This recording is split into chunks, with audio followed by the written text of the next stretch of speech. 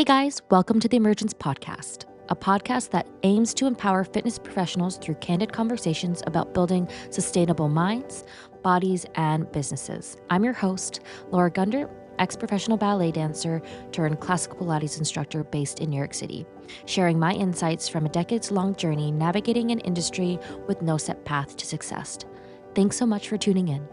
Hey guys, welcome back to Emergence. Today I am joined by Erica Almodovar. I'm very Very bad at good. Okay, very good. She is a classical Pilates teacher, actually a really renowned classical Pilates teacher. You've been teaching for over 25 years. She studied with Romana, Shari. I forget how to say her name. What is the other woman's name? I was doing research. There's somebody else you studied under. Are there I study under Bob Leakins. Bob Leakin? Yes. And Okay. yeah. hmm And she's also in charge of mentoring dozens of instructors. You have your own mentorship program, right? And you created eBar. Is that the name of your program? eBar was an old program that I developed way back when I was still in the fitness industry. Okay, great. So let's actually start with the beginning of your career. How did you get into Pilates and sort of what inspired you to kind of take it to where it is today for you? Um, so I started, I got actually, I was introduced to Pilates because I was working for back in the day when I was running a chain of health clubs, the owner of the health club back in 1999 started hearing about Pilates, and he came to me and he was asking me, what is Pilates? So unlike most people that start doing Pilates because they have some sort of a injury, I actually started Pilates because I was looking at the business of it. Because Pilates was starting to get very popular within the fitness industry a little bit. And and a friend of mine who used to work for me in the early 90s as a personal trainer had left the fitness industry to get certified in Pilates. So when I called her and I said, what is Pilates? Tell me about it. How do I go about in learning? She said, just go right to Romana. You're right here. And once I went to Drago's and I started studying Pilates and decided to get certified and actually open a Pilates studio, I fell in love. And for all the teachers, I'm sure they would be super curious because I've heard so many stories about Romana and just her legacy and the work she did with Joe. Can you kind of go into what your personal experience was working with her? Because that would be so cool. Yeah, so Romana was a super interesting person because as she was teaching Pilates, she was always giving you so much history as with every lesson and every seminar that we took from Romana, it was always the stories behind. And she the way that she spoke about Pilates is the way that I believe that Joe spoke to her. It's a way of life. It's the way that you feel it in your body. The way you learn Pilates is by immerse yourself into the system and being next to her and just listening to her and her teaching and observing all the hours and hours of observation with her teaching. There's so many different, teachers that today became so, renowned names. It was just a huge experience. I felt like as an apprentice watching her teach all these people and just talk about her own experience was just, yeah, it was just amazing. And what are some of the main takeaways, not only of the practice for you personally, but sort of just that you carry on as you continue to teach the work to other teachers? What are some things that you've kind of carried through your own work? Um, as I left Romana and as I left went on to open my studios and start working with clients and teachers, I always hear her voice in the back of my head, which is, carry the the system as you learned. And as much as I have studied I love studying the Pilates from all the elders. I've learned so much from all the other elders, Carola Trier and Kathy Grant and Eve Gentry. The way that I pass on is the way that I learned, and I believe is the way that she learned from Joe, the way that she passes on. So I pass when I teach my apprentices and my teacher training, which I have my teacher training in many different countries around the world. um, I pass on, I always say, I pass on what I learned.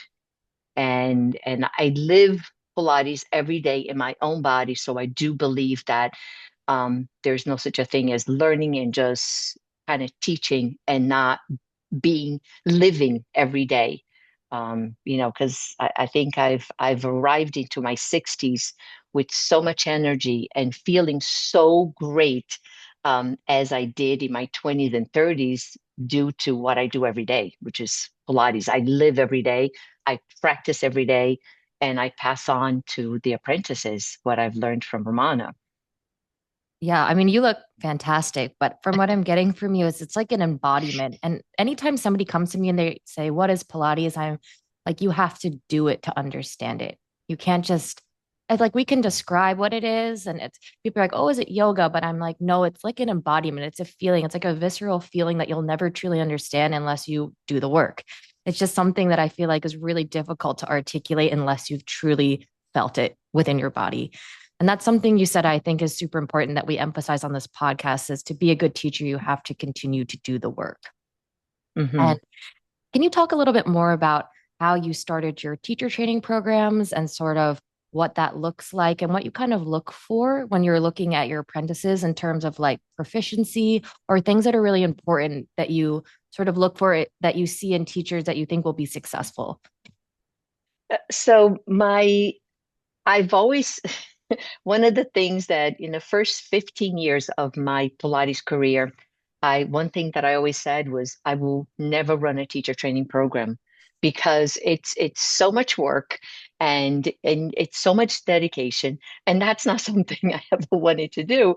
And because I'm right here next to the city, when I was hiring teachers, I would sponsor them and actually pay for their education to go through the teacher training program in exchange of work. So they would sign a contract with me with having a full-time job.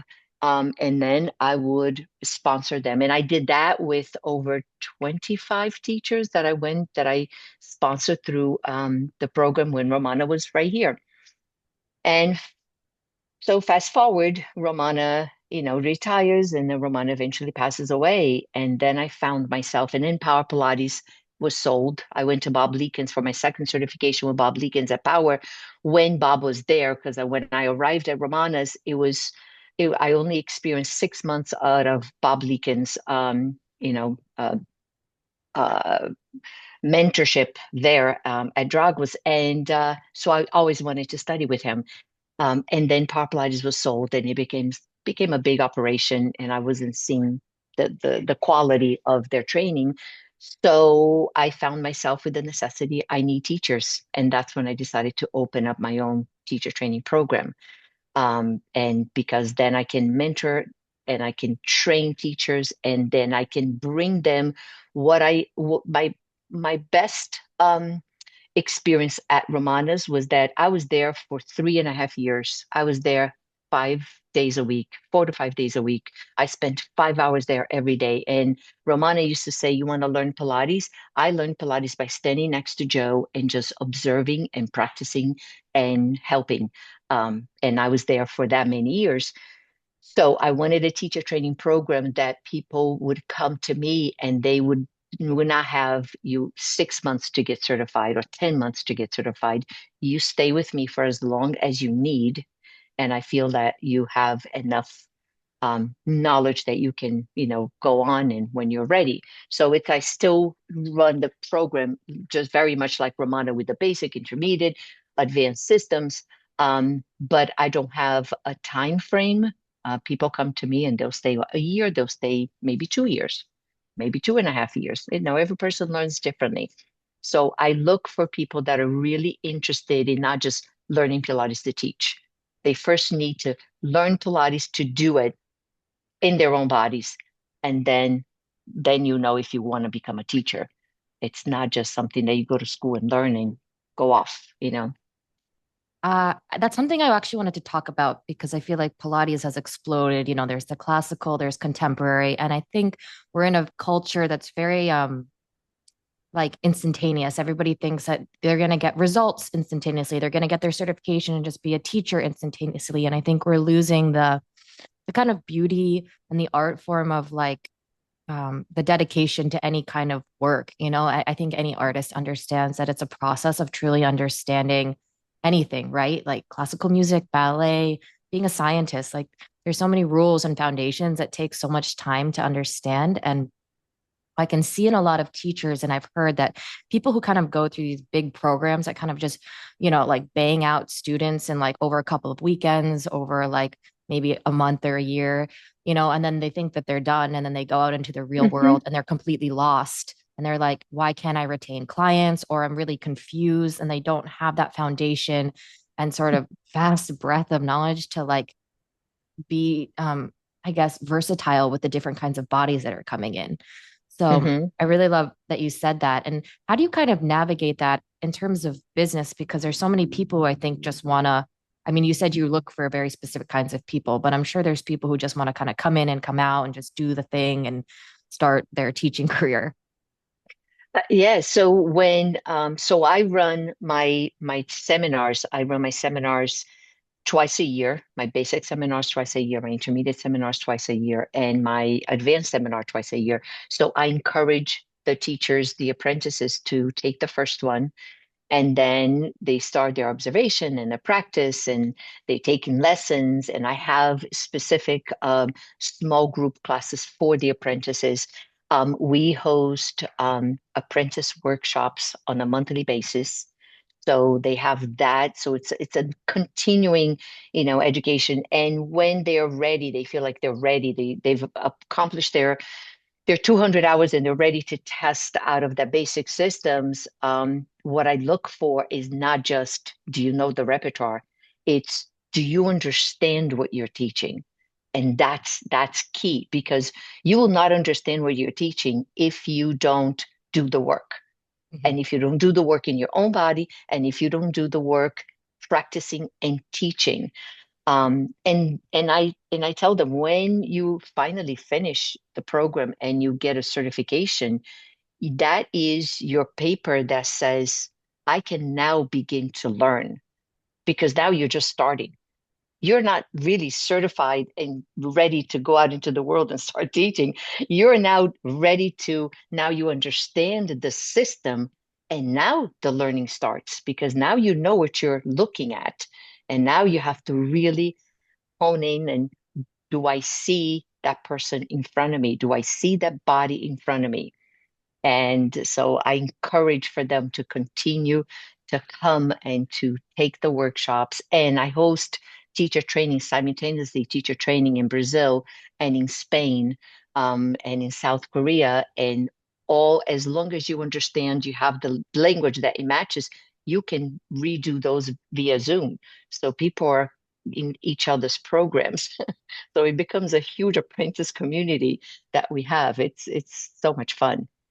Wow, that's really incredible. And I think that's what you said. There's so many things there, but that's how I think about any kind of like education, right? It's like you go to college and you haven't even started working. Like you to understand something and then the implementation of what you're understanding is a completely different ball game. And there's a lot of Hmm. trial and error and it takes years and you're gonna mess up many, many times. And also like I feel like I don't know the work stays the same, but I think you're understanding. And I think for me right now, I'm learning how to do less because I think I got to a certain point where I wanted to be stronger. But now it's like, how do you move with less? And how do we like grip Hmm. less? And how do we just flow? And there's so many components to Pilates, which is so fascinating. And to take your client through all those different times in their life, depending on what their bodies are going through or you have like a stiff athlete, they're going to need something different than maybe just like a wavy dancer. Like it's a very different kind of session, or somebody who works at a desk. And Mm-hmm. so on that note, sort of, I want to talk about the kind of the future of Pilates and how are you navigating? It's kind of a very uncertain time, just externally, regardless of Pilates. Like I feel like the world is just in a very kind of precarious place. A lot of there is like, I'm not fear mongering, but I think there's a lot of uncertainty. So I feel, how does that kind of translate into your students and into your clients? And are you seeing kind of a shift in just people's energies and the dynamic when sort of approaching the work? Because I'm kind of noticing there is more stress, at least I can see in my clients, and just the way of life and what people are asked to do now versus what life was like 10 years ago. Like I feel like it's just Mm-hmm. so high, fast paced. There's a lot of pressure and stress. I'm also in New York, so that could be a component to Mm-hmm. like culturally. But are you noticing sort of a difference in your students, sort of as the program has evolved? Is there like a change in how people are approaching or seeing the work, I guess? It's interesting because I've been in business for a long time now, and I have clients that have grown with me, meaning they came in, they were not married, and now their children are going to college and getting married, right? So I have clients for 20 plus years. And I have clients that just, are coming in now. And the population that comes in, it's interesting because we have a broad population of a lot of people that are just getting, and I think the stress in people's lives become where it's not just people getting injured, but the stress causes so much body tension that you start to get aches and pains if just from stress, just from your everyday life. So when clients come in, I think this is like a almost like a meditative where once they start the work, they can't think of anything else. And and and I think it's more training the teachers to deal with these clients that are coming in so stressed. And I always say, just get them moving, just get them going. Romana used to say, Pilates is movement, is a workout. So don't take too much time talking to them and even if you're talking, you're just moving them. It's movement. And if you're trying to correct them, correcting movement because you always correct emotion. You don't correct people when they're standing still because when they start moving, they lose it again.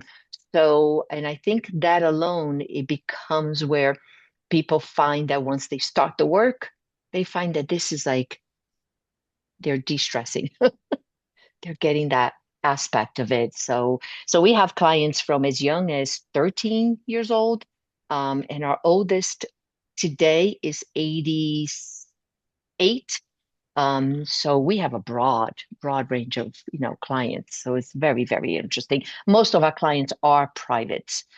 We have very, very small groups per day, and our small group trainings are up to maximum of 6 people. So we don't host large groups. Yeah. So mhm. No, that's a great question. Comment. Something you said, I was thinking about it. You said we don't coach. Did you say you don't coach in movement or you do? There's something you said that I found really We interesting. don't, we don't, we don't correct people still. We always correct emotion, correct the movement. So as people are moving, if you wanna, if you want to correct them, if you want to give them feedback, it's something that you do always in movement. So if you see people, getting out of alignment, if you see people, their feet, their ankles are going out of alignment as they're moving, you're giving them immediate feedback, but emotion, because Mhm. then they can, The right? flow and they keep the integrity of the movement quality. That makes Mm-hmm. sense. I Yes. have Yes. some questions from some teachers I asked a while ago, and people were kind of curious on, I mean, you've had clients for over 20 years. That's incredible. But I think a lot of stress for some teachers is in client inconsistency and client retention. And as a business owner and a Mm. successful business owner, how do you navigate that for yourself? And and also prepare your students for that because it is just kind of part of the business? Hmm. So I've been very fortunate. We've been very fortunate in our studios that we have a very good retention with teachers. I have teachers that have been with me for 25 years. My business partner, actually, she went through the teacher training at Romana 2 years after I did. And so we've been together for over 30 years. And client retention, we lose clients when they move, mostly, or if there's a change, sudden change in their life, right? It could be anything financial or emotional, but we have a pretty good retention in both teaching and clients. And I tell people that especially our teachers, don't take anything personal. We have a community here of teachers that clients, our clients train with multiple teachers. And Mhm. I think that keeps the interest. And all of our clients, I would say 85 to 90% of our clients who take part in our group lessons are private clients. So they want to come often and it's expensive. It gets, quite costly. So they take private lessons and then they take group lessons too, so they can come in. And then trying to do, make it that where it's been pretty successful. I think also the question was also more for like teachers who teach specifically for themselves, because a lot, at least in the US, a lot of teachers rent studio space. And I think it's harder because you're the sole proprietor of like your clientele. Like I work at a studio, we share our clients sometimes, but we work for ourselves, which is fine. Mm, But I think some people find it stressful, at least at the beginning or during slow seasons when clients are kind of in and out, or there's just a lull because if you don't work, you're not paid. So I think mm, that's more of like, I'm not really sure what the best answer for that would be. Perhaps you said don't take anything personally. For me, it's always kind of prepare for those moments. Like you should always mhm, be prepared. But I think something that you've been saying is it's in the work, it's in your understanding of the work. And I think if you're a good teacher and you trust that you're good at what you do and you move your clients well and they feel safe with you, your business will be okay.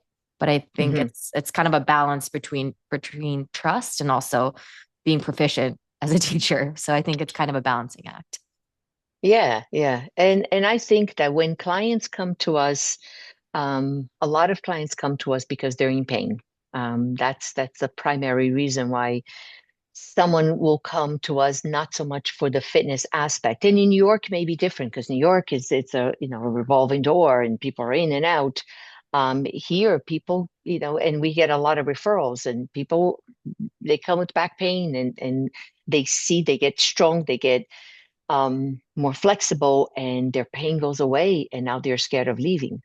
And that's the best client. The ones that are scared of leaving. Can I would say, if you stop doing Pilates, you definitely get pain again. I mean, that's just, you have to move. You Yeah. absolutely have to move. Yeah, it's like if you just eat junk food, you're gonna get fat. So you know what I mean? Right. You gotta keep doing the thing.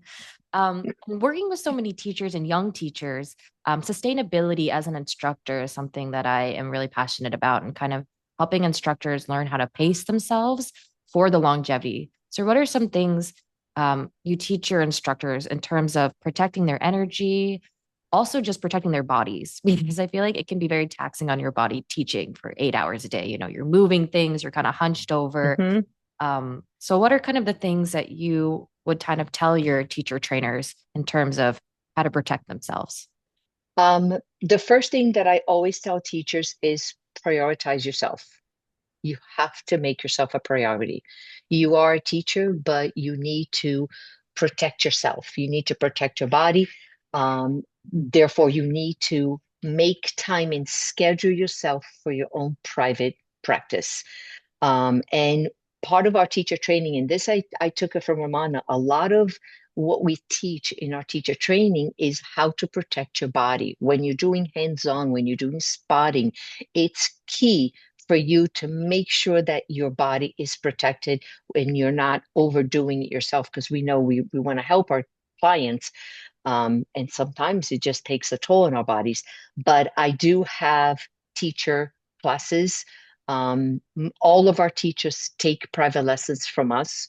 And we have teacher classes, and even my international teachers, I have specific groups classes that I host every week.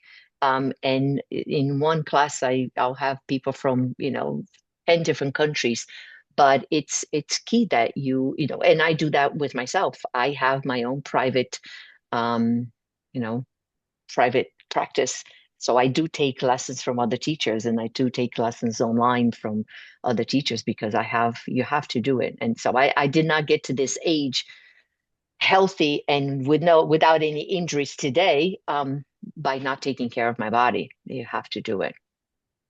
100%. And are there anything apart from the body, how do you help instructors kind of navigate difficult clients? Because I think when you're newer and you're a little more like unsure of yourself, it can be kind of hard when you have like a combative client or somebody just a little stronger presence and you're a little more demure and just kind of not as confident.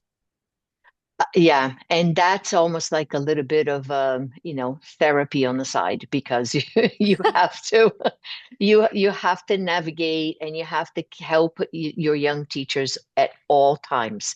And if they have a client who they cannot handle, they have to be okay with passing that client on to someone else.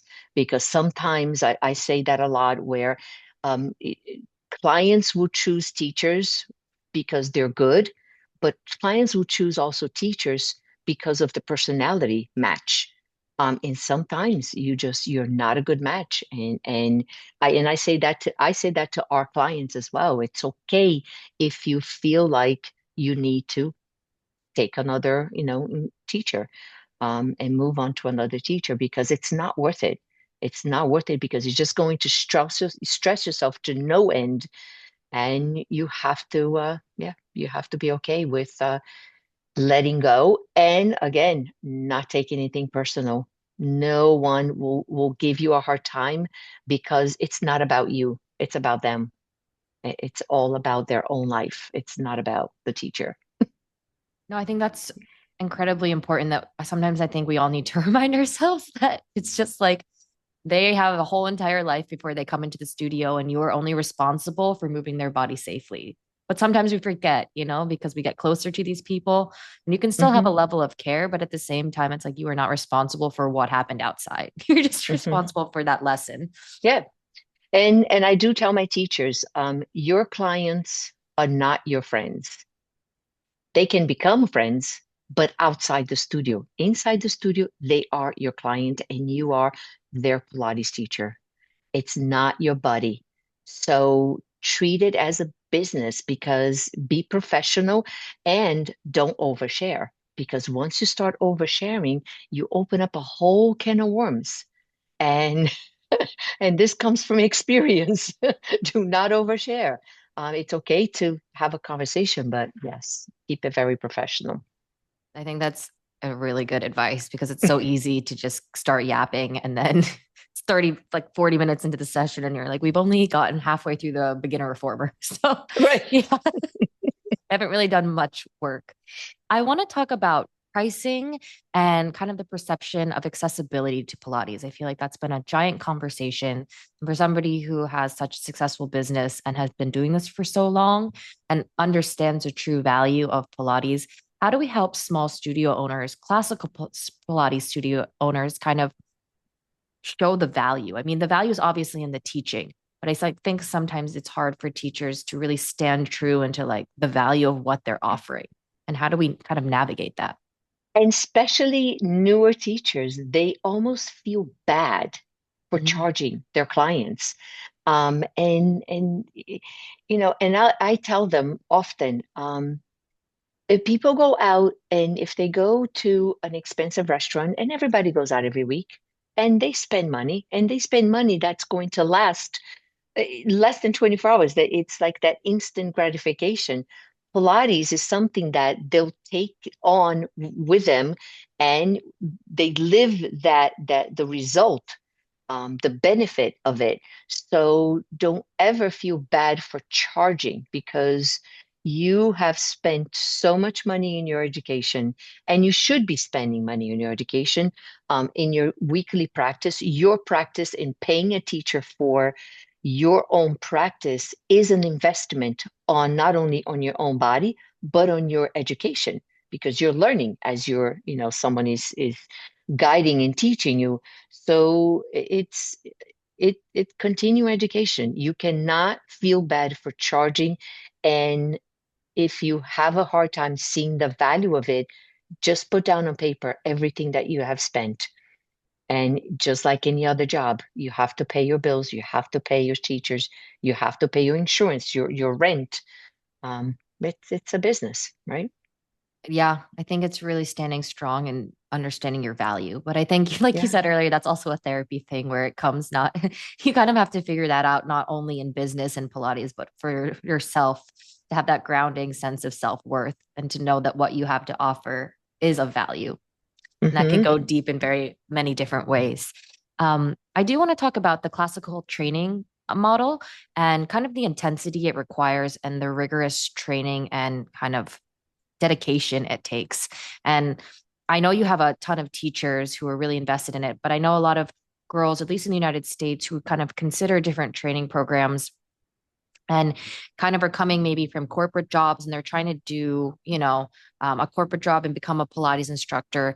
And they might not understand the value or the kind of the reasoning behind the intensity because sometimes it can seem kind of antiquated. Like if you're coming from a dance background, I think people really respect a classical Pilates training program because they understand that we build off a foundation and they understand a process and they understand that going to Hmm. class and showing up and it's a dedication that's already built in. But what about people who do not have that background? How would you sort of describe it to them or kind of inspire them to maybe take the classical Pilates route rather than something just a little bit more, short and fast? Yeah, I mean, you get what you pay for. I mean that, and I'll start with that because if you pay little, you're going to get little. Um, and if you put a little bit of time, you're only going to have that much little to give people. So you're not going to be successful. But to get into the classical Pilates, just to get yourself, immerse yourself in the work before you even consider the training, because I don't think a lot of people make that mistake, especially going the contemporary route, because it's so short and it's a series of exercises. There's no sequence. You can jump in from equipment to equipment, and there's no rhyme or reason, um, as opposed to a system, understanding the system, understanding the work and how all the equipment, all the apparatuses work as a whole, as a unit. And the best way is to start doing the work in their own bodies. So when I have people that walk into my studio and say, I want to become a Pilates teacher, and I ask them, have you ever done Pilates? Oh, yes, I've been taking Pilates, for the past year. And I said, well, and do you do anything other than reformer? Because at that point, you know what they have been doing, and they'll say, yes, I've taken 100 reformer classes. I said, then you have not done Pilates yet. So Right. you need to first come in and you start taking lessons in the classical method to even see that it's worth it, because otherwise what you're looking for is to learn how to teach group lessons, learn how to teach. I was a group fitness instructor for years, so I know I got certified as on a weekend and I would be teaching step, or I'll be teaching spinning or kickboxing. So that's that's a whole different world, right? That's different.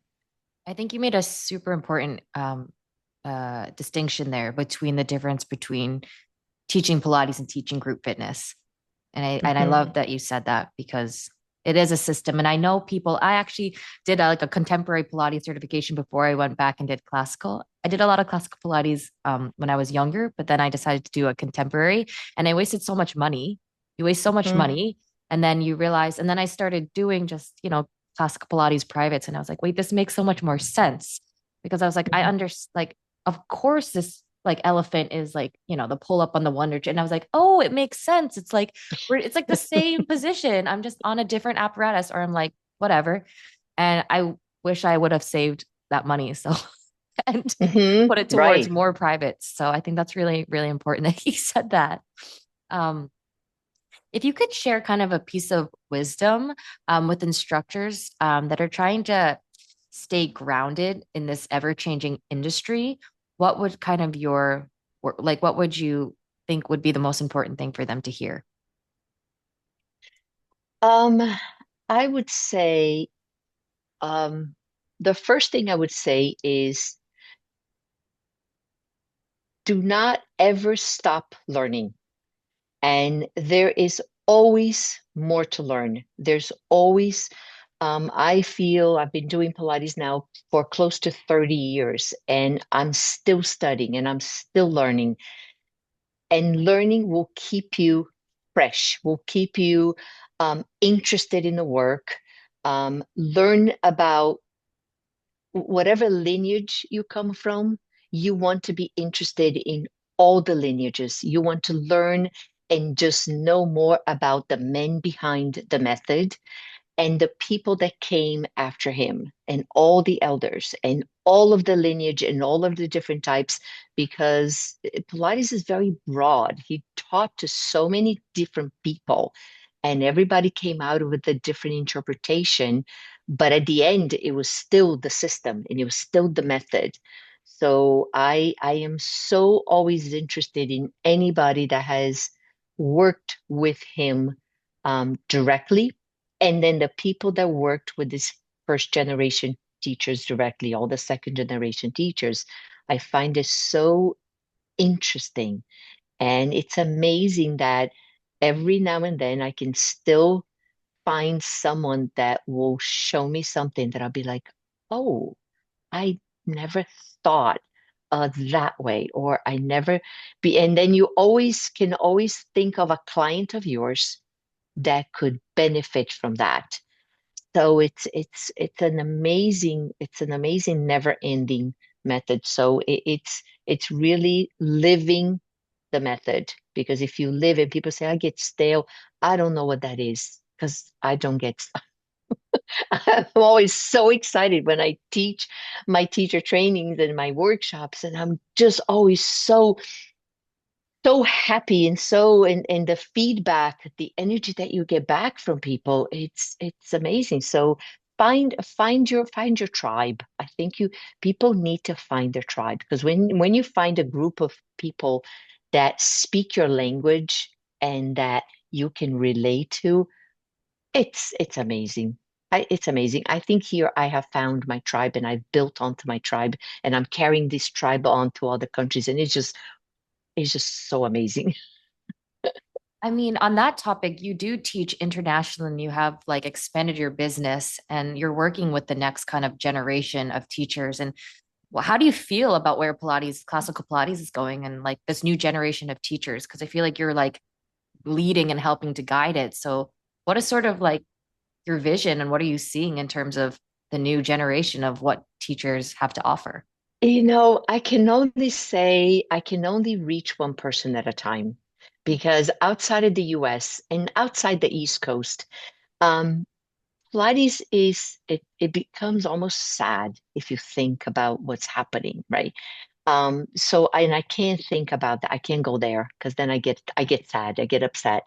So I can only say, when I find a group of teachers that want to learn and they want to really hone into the work and really immerse themselves into the work, then I'm thinking I'm reaching one person at a time and I'm doing my job. I'm passing on what Romana taught me and what Joe taught Romana and then when I'm trying to bring the classical work out to these countries that they have no access to what we have here. We take it for granted because especially New York, New Jersey area, we had Joe, we had a whole bunch of elders, and then we have the great teachers that are around surrounding us that we've all learned from. And out there, they don't.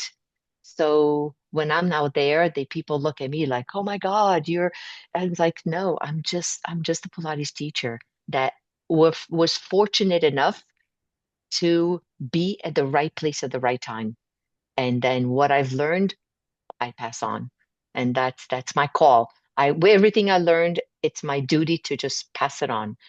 So as I go around to different countries, I just want to teach as much as is in here in my own experience and and I think I'm doing my job. I think I'm doing my, what Romana would, that taught me and told us to do. I mean, I can feel your energy, and I've never met you, and we're just sitting here, but I think you're doing better than your job because I feel like you've reached internationally. Like you teach all Mhm. over, you've taught on Pilatesology. Like I feel like it's there's so much accessibility to your work. Mhm. And I mean, yes, you can find you've done stuff for Pilatesology, right? So for teachers who might feel like, have you done work for Pilatesology? Not yet. No, No. no, Okay. But no, if I you have haven't. videos or an online So thing, I have my own platform. okay. So yeah, so I have my own platform, and the way that I started my own platform was because I started teaching internationally, and now I needed a place where my international teachers could, continue the learning.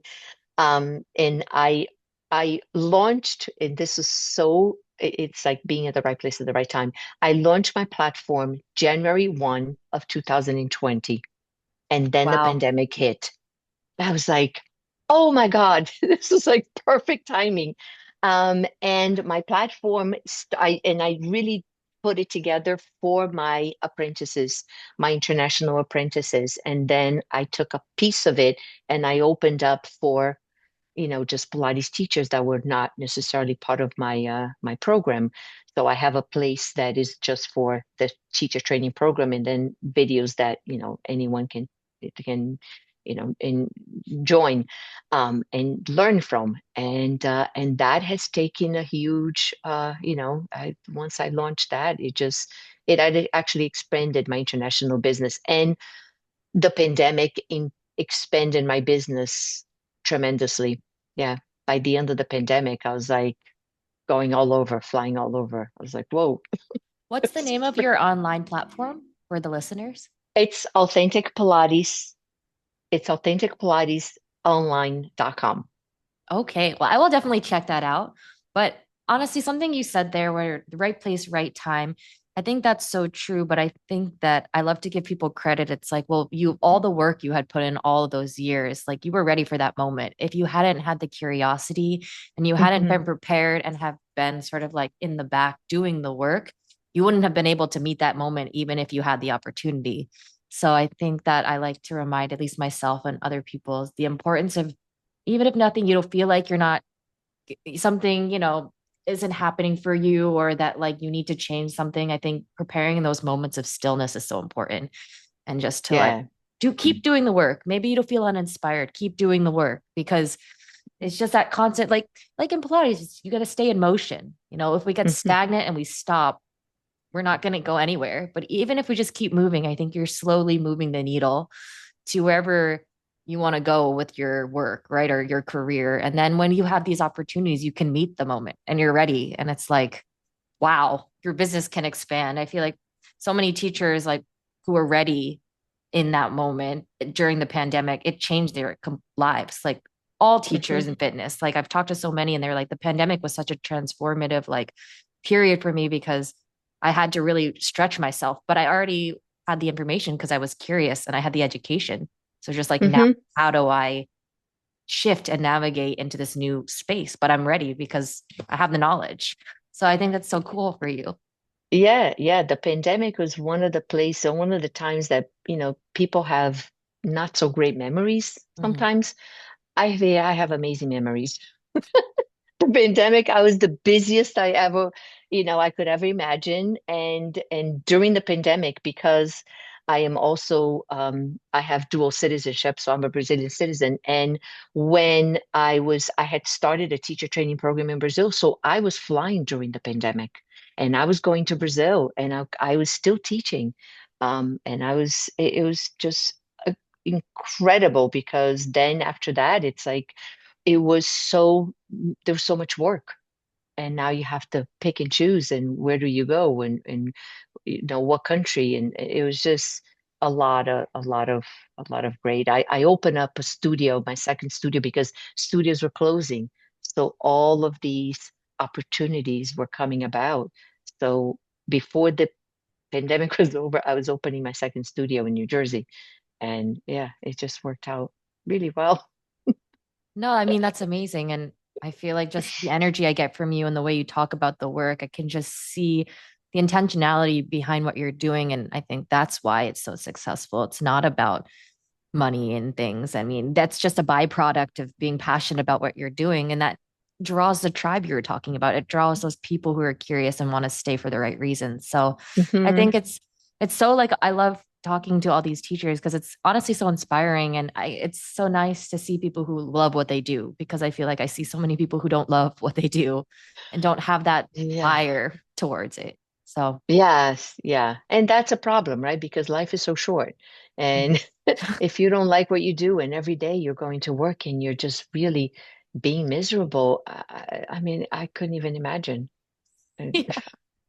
And to kind of close out, what do you kind of have on the horizon for you? And you've already built this in beautiful like Pilates empire, but what are sort of in your future? Like, what are your future plans for your own business, your own practice? Kind of, what do the next couple of years look like for you? So I'm bringing my teacher training program to a couple more countries.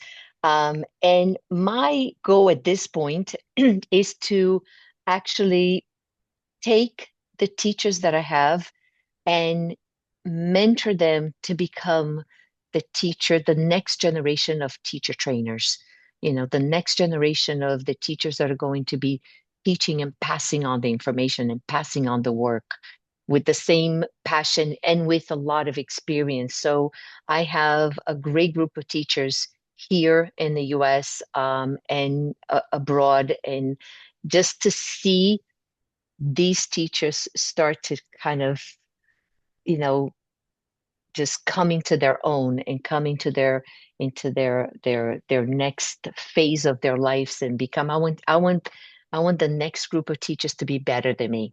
And that's my goal. I want people around me to be better than me. So and that's at this point I'm not opening. I opened a studio just 2 years ago in Brazil. So it's just I don't want to open any more studios. I just want to pass on and just see teachers just become better. Yeah. And I clearly you're already doing that. But if for a closing question, if you could tell your younger self like one thing when you started your Pilates career, what is one thing that you would sort of tell yourself that you wish you hadn't done? And then you wish that, or that you're like, one thing that you wish you could have maybe done differently, and one thing that you're really happy that you kind of continued throughout your career. Hmm. One thing that I wish I would have done, um, probably take the business of Pilates, I think, a little bit more serious in the very beginning. Hmm. I think when I started, it was about teaching, running the studio, and about me, but wasn't really not seeing the potential. I never saw the potential of, I never imagined that I would be where I am today. And had I known then what I know now, I probably would have jumped into more of a serious business. Um, and something that I did do that I was happy that I did is just continue the work in my own body and believe that the work was the right thing for me as an individual for my own body, because I think that kept me going and gave me the drive to just hang in there and continue and be who I am today in my later age, as healthy as I was in my early age. So yeah. Well, thank you so much for coming on. This was such a, I feel so like much like energy and like I love hearing you speak about the work. It was really inspirational. And I'm sure so many of our listeners are gonna love this episode. There's so much in here. So thank you so much for coming on. It was so nice to meet you. Oh, it was very nice to meet you. And one day our paths will cross in New York. A I'll hundred definitely have to percent. come I and know. visit you guys. I need to take one of your classes online. I will definitely do that. Maybe next week. Thank you so Yeah, much. you're very welcome. Thank you.